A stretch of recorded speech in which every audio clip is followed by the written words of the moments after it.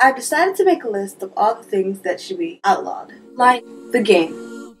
Telling people you've just lost the game should be outlawed. Because I never lose the game until somebody else loses the game.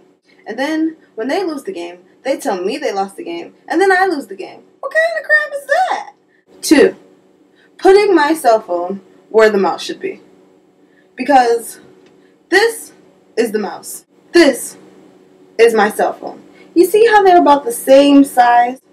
I seem to have a habit of moving my phone, thinking that it's the mouse, and then getting mad when the screen doesn't react to the movements that I'm doing. I think I'm on 3. 3. Not being able to find the remote at all. I'll search the whole house before I go up and push a button. Or the remote control being out of batteries.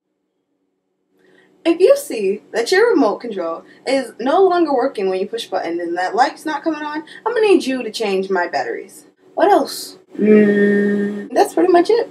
And if you want to, and if you don't want to, don't. I'm not holding a gun to your head, though I might just have to take out my flashlight. Don't make me get the flashlight on you.